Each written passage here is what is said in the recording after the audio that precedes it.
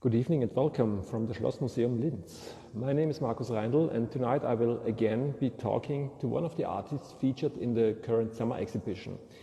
There are some more guests to come in the next weeks. OE Landeskultur GmbH has invited Upper Austrian artists to showcase their works at the summer exhibition. Inspired by the summer exhibition of the Royal Academy, works that were created in 2020 were eligible for submission and are now on sale in the Schlossmuseum. Altogether, more than 250 works in various disciplines like painting, photography, sculpture, and video by 180 artists are currently on view on the ground floor of the Schlossmuseum. My guest tonight is Johannes Steininger. Johannes is based in Linz and is working with airfield sculptures. More on that in a few minutes. I'll try to invite him in.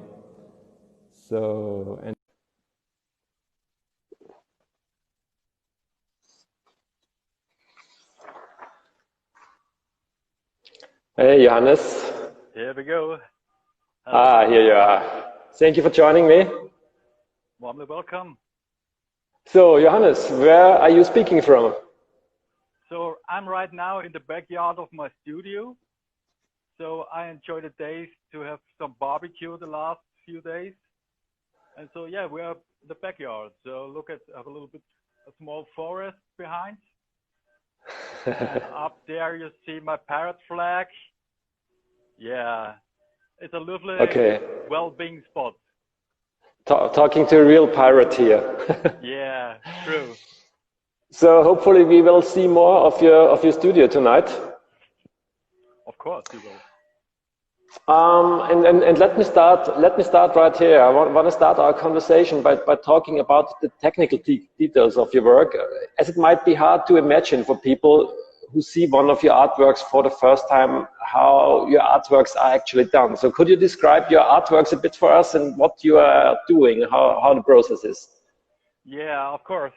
First of all, I'd like to say thank you to be a part of the cultural art needs culture, art needs culture, or culture needs art in this way. Yeah. My culture is in the background, I see already, yeah. And my process is I study space and design strategy, so I have a lot of crossover input. So I started to think about to go ahead with some sculptures who made of a material is not traditional. It's more like anti-object, and so I begin to develop some panels made from vinyl, soft vinyl, and the main part of my theme is air. So I construct with air, and so I use some embossing lines with a radio frequency machine to make these embossing lines, and then I use air in the first line to make the construction, to make the composition, and then I equalize the airflow to make the shape of my panel. So I think we should go into the studio to see some. Yeah, let's do this. Perfect. So for everyone watching, the upper sculpture on the pink one on the top is by Johannes. So this is the one we will be talking about later. Cool. Yeah. So here you see some works. They are outdoor. I use it as a reference to what's going on with the environmental suspects about temperature and air conditions. So I open the door. Here we go. Take a look. So it's a playground, a nice place. So we're now in the studio. And here you see one of the first compositions I did. This is one of the earliest works around 2016. I made this with 3 layers of soft vinyl, and one is clear. You see the highlights. The lights are highlighted. So in the middle, you have a diffuse surface. So it's quite interesting to work in this case. to have the surface qualities of my artworks. So let's go a little bit forward. Here's one sculpture. Oh, here we go.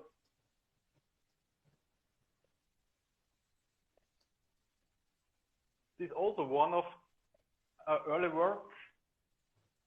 It's called the wings, because I feel I have a meaning about doing some wings, right and left sided. And you see in the next view the big one, and you see how it works. You have always this swollen surface who goes out from the basement. So here's the next one in blue. That's big size. And here's also, for me, it's very important to construct this air and the surface and the layer out up to 7 layers, like Schichtungen in German, to have this surface quality in different light qualities. Here, the entrance, you see some pieces are inked. So I have also the idea with a gallery to make some shapes with a surface who are inked and grinded as well.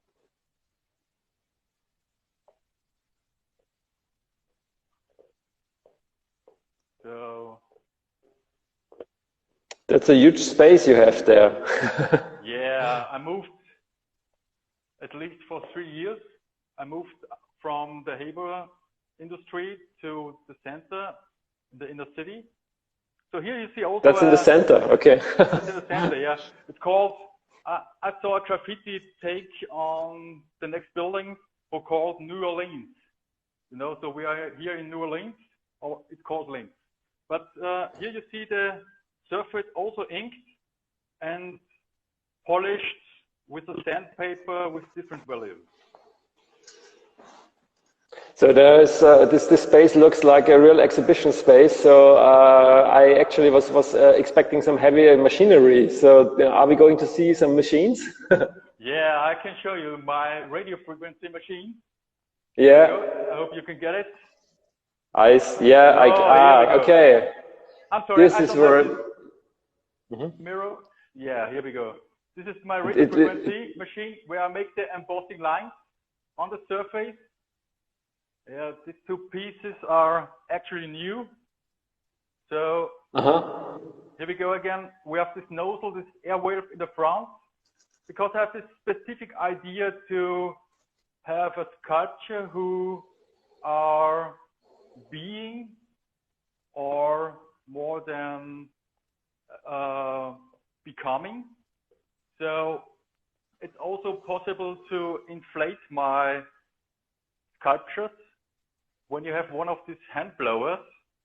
So I thought about it's a good direction to use this idea.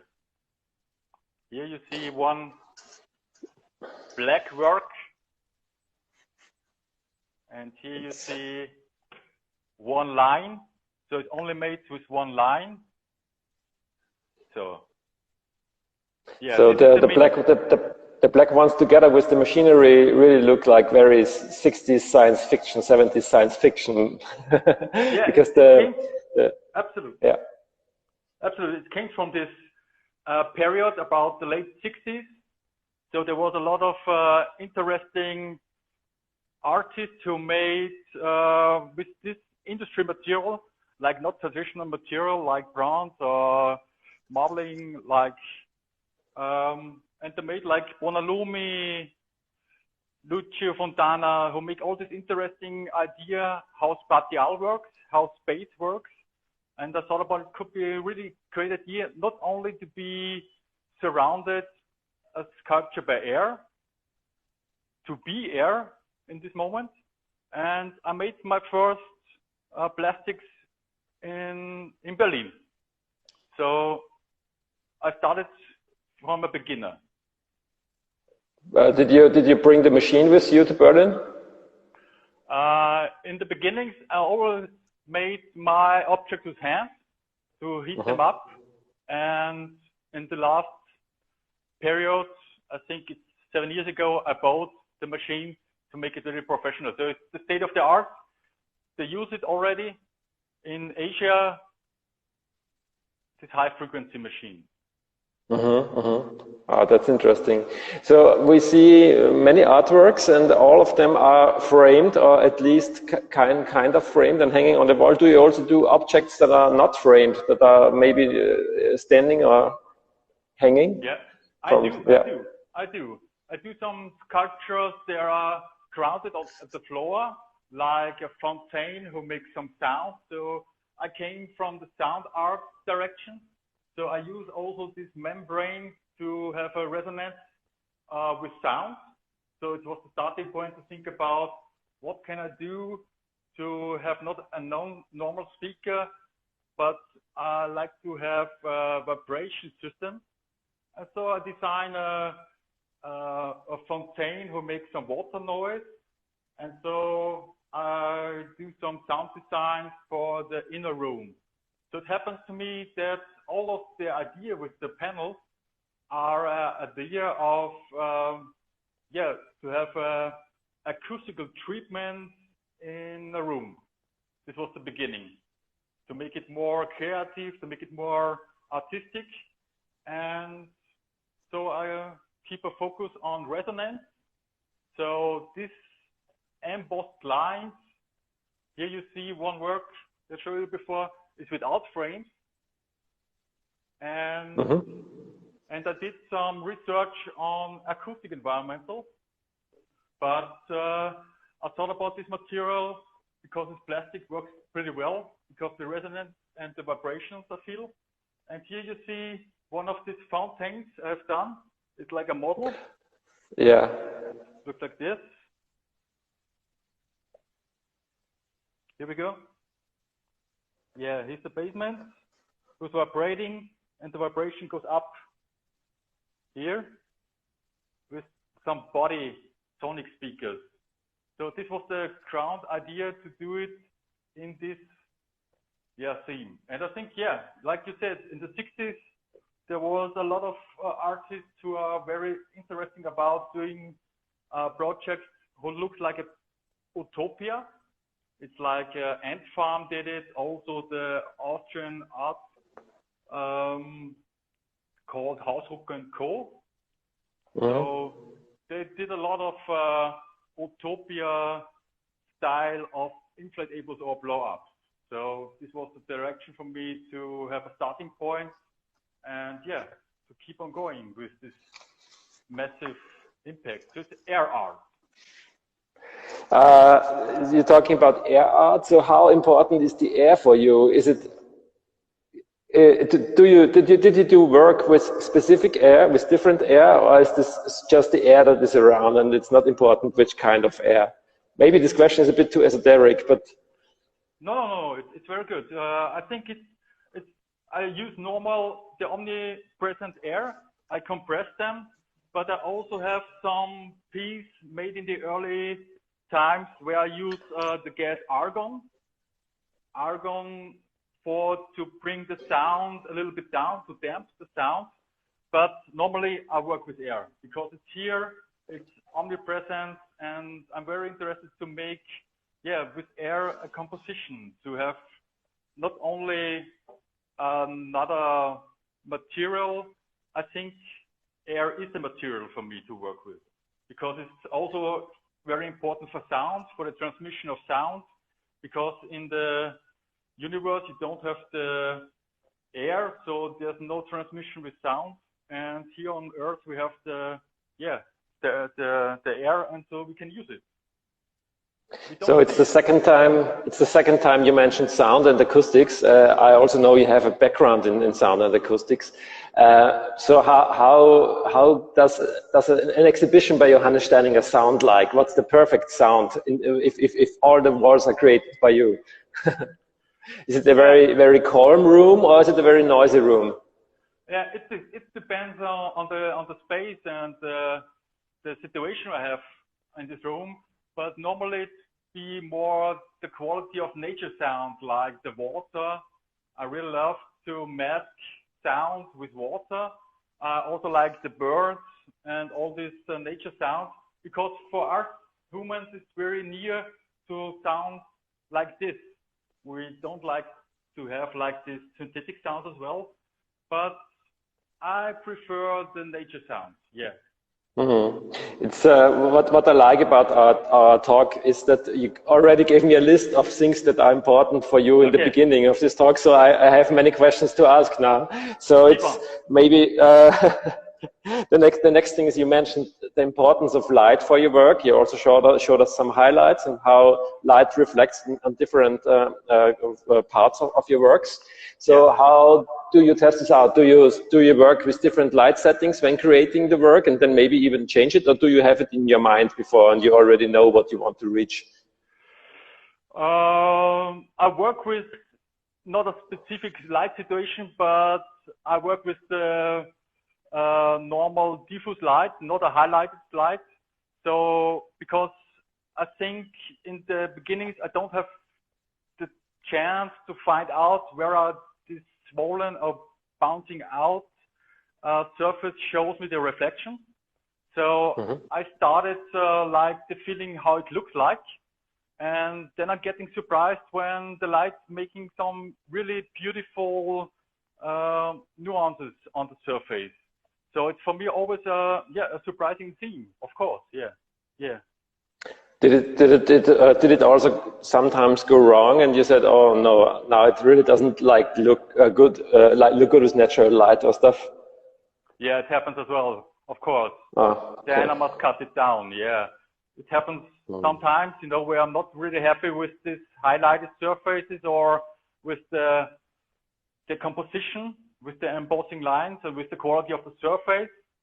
So yeah, it has been done, but it's not for exhibitions like that. It's like experience and a research phase. Phase them. Yeah. In your tour, we have seen several different colors and some black objects. So let's say no color. You also showed us, I think, at least one with two different colors. And I think there are some colors I have not seen till now. I think I have not seen anything green by you, but I'm not sure about that. So how important is color for you? Color is very important for me because I like to work also with the complementary colors. So you have the base and ground color like red, yellow, blue. And so what I do is when I layer some stuff, I can show you a little bit. Like you said, the green color. Okay, let's do a blue and a yellow. Of course. Then you see the complementary color of green. So I think it's one of the great aspects is to have a lot of technique to make this color. And this is also very important for me about finding new strategies to make new color, face the color with nuances like what I can show you here. This one as well. This is like highlighted as well. So do you see the nuances on the surface? It's changed. It's going deeper in a darker, then going like with lighter here. But also graphical. I did also graphical style where I put some collage on the last layer, and then I constructed with air. Yeah. But you also mix the colors yourself, because you showed us the mix of two colors, and you're also doing this in your artworks, like mixing two different materials, also color-wise. Yeah. Okay. I didn't see that. Okay. Let's talk about your work at the summer exhibition. It's titled MCPBL 0304, which is a cryptic title, and I also want to ask what the title is about, but also tell us a bit about the work itself. Why did you choose the color, and what does it mean? Yeah, this cryptical name is for me a reference about to have this layer. So I decided several years ago to have no names or title on my work. I used the layers like you said, MCPBLO305. So oh, 4, yeah. this is a documentation for me, how many layers I use and what kind of color and what specific is behind the layering. So it's like a little bit, yeah, my secret, of course. And for this layer, I choose a skin tone because I'm really interested about the skin tone, how I can make it in a swollen specific surface, how it looks like. And so I work on some graphical and geometric abstraction last year. And I started with the new geometric lines in the beginning of the year. And I think it was April. I started with this work where you have, where it is in Schlossmuseum.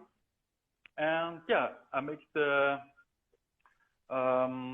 application and bring it to Schlossmuseum. Yes, that's the secret behind it. So I use also like digital visualizing. I think it's only 1 of 4 pieces I will make. So I think 3 could be done, but it also works in this case like original one painting. Yeah, like a sculpture painting. I have this crossover. I have always this crossover about painting and sculpture. So in this case, I found it could be work very well, and I think it's a beautiful work. Yeah.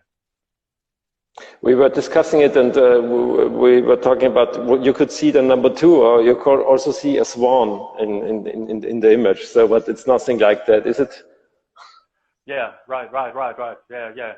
You can also upside down for hanging. You know, I never mind to have a perfect hanging position. It always depends where it is and how it looks like. You know, so I have many customers.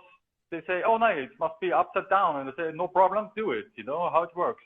So I have no specific direction behind it. Yeah. Okay. When I make some vintage frames like I've done before, okay, there's a direction about hanging positions, but probably we are really free to do what we can and what we like. Yeah. You were talking before when you created the work, which was actually in the middle of the first lockdown, as I see it. And so, how did the COVID-19 crisis and the lockdowns personally affect you?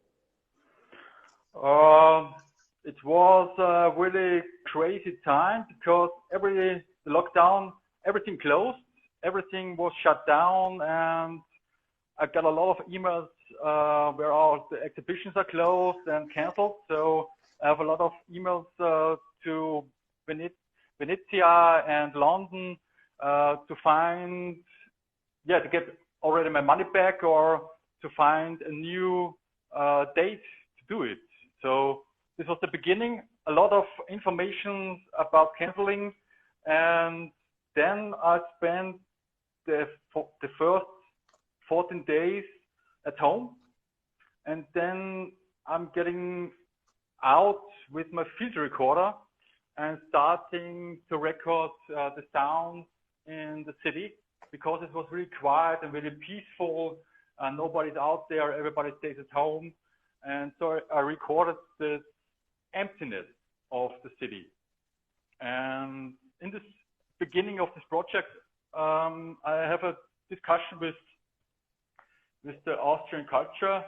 I'm a member of the Austrian Oberösterreichischer Kunstverein, and we say, let's do a project together because we are not visible anymore. We must close and make a composition for 3 giant balloons.